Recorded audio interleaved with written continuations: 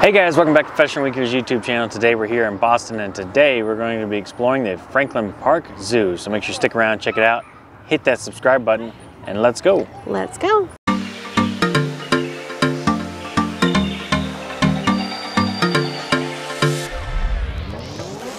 All right, y'all, like Lewis said, we're here. We are still in Boston. It is our final day here, and of course, we cannot visit a new city and not check out one of the zoos. So we're super excited to be here.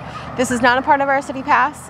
Again, not sponsored by City Pass, but we are going to pay for tickets at the entrance and go and see all the animal friends. Yeah, you can purchase this as part of your City Pass. So with City Pass, you get two attractions. The Museum of Science and the aquarium are included, and then you get to pick two of four other options. We chose the Harbor Cruise and the View Boston. Those were the more expensive options. Yeah. The tickets here to the zoo are about $20, so we elected to pay for these out of pocket. Yeah, so we're gonna go get those, go check out the animals. I did not listen to my husband. I should have wore a long sleeve shirt today because it is a little chilly. It is April, so maybe we'll swing by the gift shop real quick and I'll buy something first because I'm kind of cold, but we'll see. But let's go check out the friends. All right, so we just walked in the gate, paid for our tickets here, and got an update on that. So surprisingly, the tickets at the gate were $52. Yep. So it's a Saturday. So found out that Sunday. It's a Sunday. We found out that tickets on the weekend are more expensive, and if you purchase your tickets online, you can actually save a few dollars. So they were $25 online. Here at the gate, they're $26. And if you come during the week, then they're $20 a piece. So we are here at the zebra entrance. So we're going to go check out what looks like to be maybe some zebra and some ostriches and loop ourselves around. It looks like a fairly small, manageable zoo. I don't think we're going to spend all day here. So let's go see what they got. I could spend all day here. So I guess that's why they call it the zebra entrance, because the zebras are right there. Right there. And right there we have the African crested porcupines. I think there's two. You see one nose and one butt. I feel like that's the equivalent of sleeping with a knife under your pillow. I wonder if one of them ever wakes up with night terrors and attacks the other one in an accident. Yeah. Oh, okay. And then we have a dazzle of zebras. You got mom zebra, dad zebra, and baby zebra. Those are really cute buddies. Not quite an ostrich. Maybe a lion. I can see that. I could be a lion. But definitely not a crocodile. Porcupine? No, I'm too big for that one. Giraffe maybe, and zebra, I think my hand's too big. And here we have a little chicken nugget next to a full-grown turkey. Next to two full-grown turkeys. But being honest, that looks like a duckling with very long legs. Next up, the lions. All right, y'all, so we are here. We're gonna see the lions. I think this guy's name is Denari. And we think he's pooping. I don't know if you guys can hear it, but he's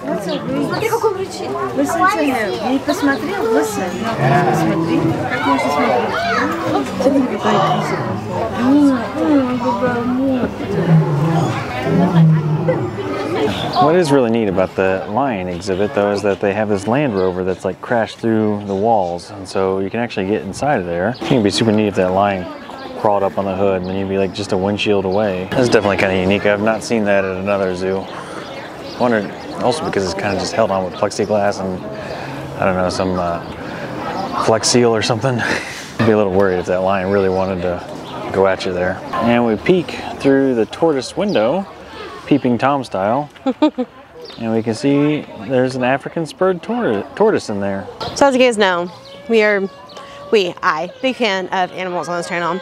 So right across from the lions exhibit, there's this little like tower thing. I don't know anything about that, but right behind me over here is the Kalahari outpost. So you get some snacks, some bathroom break, and I think some souvenirs. Sally the camel has two humps. I don't know if that's her name or not. We're gonna find out. The lowland Nalios and the Red River hogs are not out today, and we have one camel. He's going back in the barn. Right, so we're seeing a number of these things that animals just aren't out, or yeah, it's probably a little too cold for them. They just don't have very many of each species. Camel's back out. It's a big camel though. It is a big camel. Yeah, it's like a mountain. Yeah, I think I'm just chalking this up. The animal's not being out because it's just cold. It's April 28th, and it is overcast and a little chilly. I think a high of like 70 today, but it's probably not going to get quite to 70 until a little bit later. It looks like we found the Red River hogs, but they are way out in their day area. They're hiding out way back there. Yeah, but they're there. So I'd be on the lookout for them. And this guy looks a little intense. It's a velociraptor bird. Yeah. So we get a pretty good look at the camel now. Behind all this fencing. How many gallons of water do you think he's got in his humps? 47. It's a good guess. What do you think? 47, what do you think? I'd say at least 2 iron flasks. At least 2 iron flasks. On this first hump, he has a walking toupee. That's what it looks like. Oh, okay. Yeah. So when you're standing this close to him, he definitely smells like a camel. Yeah. But not like the cigarettes. So it's a walking toupee? Yeah. All right, so next up we're gonna go inside the tropical forest exhibit. Let's see what's in there. Let's see what's inside. Maybe it's warmer. Probably. It should be a tropical forest, right? Yeah. Here you can see how do you compare. Why are we always trying to compare ourselves? All right. Can confirm it is definitely warmer in here. And it smells a little bit like a rainforest too. A couple of DeBraza monkeys. See one over here pawing at something, and then there's another one. He was walking around a second ago. They got very short beards, very square beards. We have a sleeping sloth. Maybe he's not sleeping. We have a tired sloth. A slow-moving sloth. Maybe he's cute. He's up there. He's hanging on. And there's also a mouse. Yeah, I'm not sure the mouse is supposed to be in there. But he is.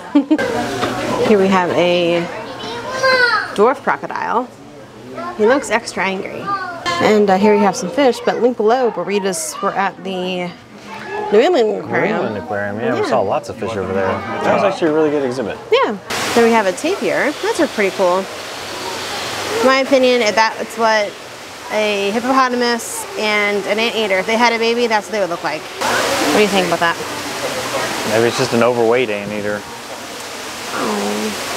And they do have an anteater here right next to the tapir, so are we sure that it's not just an overweight anteater? 99% sure.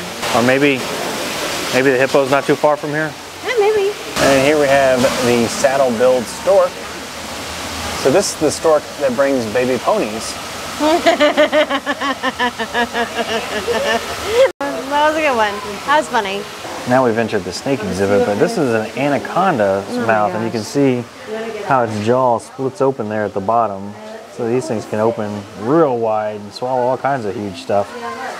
It's interesting how the teeth are pointed back. Yeah, well, to keep things in. Yeah, right. And there we found the python. I found a little bush baby hiding out in the dark. I think they call them potos, P-O-T-T-O. They look like a bush baby. Got him. There we go, there he is. I always thought those were really cute with their big old eyes. Yeah, they got real big eyes so they can see in the dark. Yeah. So Lewis was right. The pygmy hippo is right here. Oh, yeah. And so we found the pygmy hippo is not too far from the anteater and not too far from the tapir, so maybe that theory holds water like a camel. With 2 humps. And we got some lemurs with barcode tails. Oh gosh. Oh, he's moving around. So they do have gorillas here, but I think they all decided to stay inside where it's nice and warm because we can't seem to locate them, but we'll keep looking for them. But yeah, definitely a lot of gorillas have come through this too. We finally found the gorillas. So they were outside, not inside. A little baby, and then the silverback is back there in the cave. He's got a Kong toy. So that's kind of meta. Not a fight. YMCA swim class next weekend.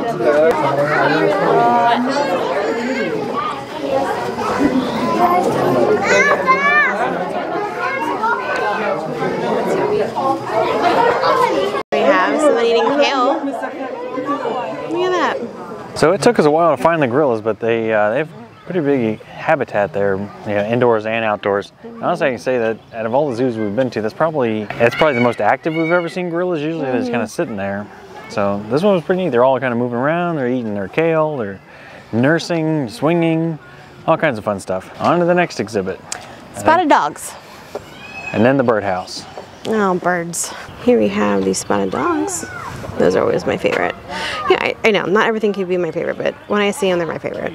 They don't have stuff up here. That's pretty cool. All right, let's see if we can go inside the bird cage. He did not like that. Sorry, bro. Why are you yelling? These are some big birds, man. And we got a good look at the Seattle Seahawks. I don't think they're called Seattle Seahawks. I think they're just called the Seahawks. Maybe. Yeah, maybe. Oh, I lost him. Oh. Not graceful bird. I have to say, it's very polite of the kookaburra to sit right next to the sign and pose just like on the sign. So that way we know exactly what it is. You know, I bet you have a tough time fitting through doorways. All right, and here we have some pygmy kangaroos. Yeah, they're little buddies. That's where you're supposed to say they're not, they're wallabies. Oh, they're not, they're wallabies. He has an itch. I don't think I knew they ate grass. Wow. I guess it makes sense. I don't need anything else. All right, so we did find the kangaroos. He's also mixed in with a wallaby. And a danger chicken. And yeah, an emu. Emu. And all the girlies say I'm pretty fly for a wallaby. And they got a massive play area for the kids though. Good to know if you bring your kids, there's plenty of things for them to do, which there are at most zoos. Check out the animals, play in the play zone, run around, get dirty, all the things. And now for my favorite part, the gift shop. Oh, it's $40 for a tiger stuffy. Well, you can get the warthog for $30. I know. So it's a bargain price. Right, it's price anchoring. Yeah. Well, you know, running a zoo is not cheap. I'm sure. Yeah, I'm sure the money true. goes to animal conservation and care for the animals and stuff. Yeah. So that's why I never feel bad supporting the zoo. Sometimes I'm like, $40 for a stuffy sounds kind of expensive. We have a tiny line for $12.99. This might be There it. you go. Value proposition. Exactly, exactly. This place is expensive. For a hat, a shirt, a magnet, and a sticker, $95.15. Jeez. Yeah. All right, and our final animal encounter here, we got the giraffes. What you have to say about the giraffes? They are tall. They I think they have as many vertebrae in their neck as we have in ours. They're just much longer. Their tongues are blue/purple, so they don't get sunburn. And there are multiple different kinds. There's Maasai giraffes and there's the reticulated giraffes. There's even a debate amongst scientists if there's even a subspecies of the Maasai giraffe. Wow, I know all the facts. Look at the zoologist on Christine. Yeah. I just pay attention to the animals. Okay. All right, y'all, that's gonna wrap up our time here at the Franklin Park Zoo. Hopefully you guys enjoyed the video. As you all know, we love a good zoo day. So, yeah, here is this guy with the pro tips. Alright guys, so here are your pro tips for visiting the Franklin Park Zoo. I would say number one is you can save a couple bucks if you buy your tickets online, or if your schedule allows to come during the week. It's definitely cheaper than the weekends.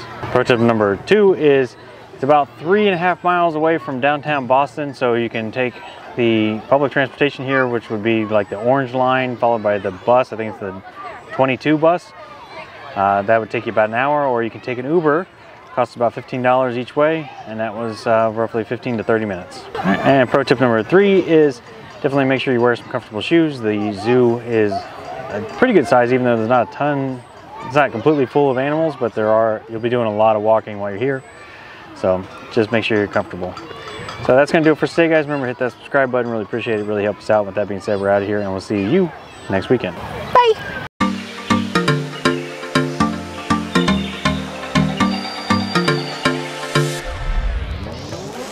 But it is actually one of the most affordable options on City Pass, so we elected instead to be... What was that? Ready? And I think it'd be super neat if the lion... See, there's a lion over here? No. Quit your peacocking. Nobody likes to show off. A lot of them. Say it again.